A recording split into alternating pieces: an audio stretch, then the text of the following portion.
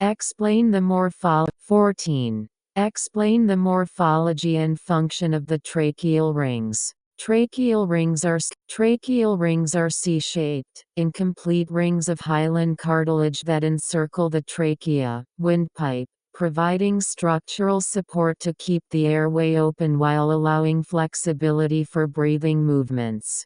Particularly when food passes down the adjacent esophagus, the open part of the C-shaped rings faces posteriorly, where smooth muscle completes the tracheal circumference, allowing for slight expansion during swallowing. Tracheal rings are C-shaped, incomplete rings of hyaline cartilage that encircle the trachea, windpipe. Tracheal rings are C-shaped, incomplete rings of hyaline cartilage that encircle the trachea, windpipe, providing structural support to keep the airway open while allowing flexibility for breathing movements. Particularly when food passes down the adjacent esophagus, the open part of the C-shaped rings faces posteriorly, where smooth muscle completes the tracheal circumference, allowing for slight expansion during swallowing. A normal trachea, windpipe, has many rings made of cartilage, a strong and flexible tissue.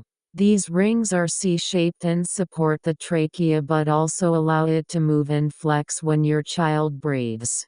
Complete tracheal rings are a birth defect in these rings that causes them to be O-shaped instead of C-shaped. 15. What does the term trochanter mean? Large, blunt projection, femur. Large, blunt projection, femur. Large, blunt projection, femur. 16. What does the term tubercle mean? Small, rounded projection. Small, rounded projection. Small, rounded projection. 17. What does the term condyle mean? Rounded articular surface. Rounded articular surface. Rounded articular surface. 18. What does the term ramus mean? Arm-like bar of bone. Arm-like bar of bone. Arm-like bar of bone. 19. What does the term meatus mean? Canal-like passageway. Canal-like passageway. Possible short answer question. Number 20. Short. 20. What is the periosteum made of and where is it found?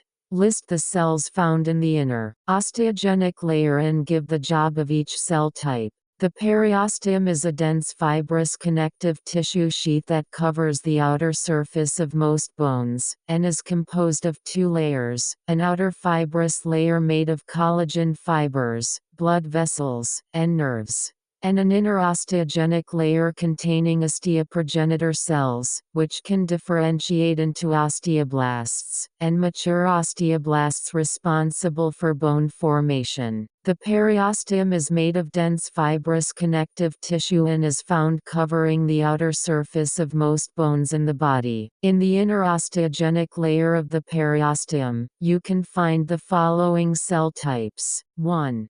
Osteoprogenitor cells. These are stem cells that have the ability to differentiate into osteoblasts, which are essential for bone formation. 2. Osteoblasts. These cells are responsible for the synthesis and mineralization of bone. They produce new bone matrix and help in the growth and repair of bones. 3. Osteoclasts. Although not directly formed from the osteogenic layer, osteoclasts are important for bone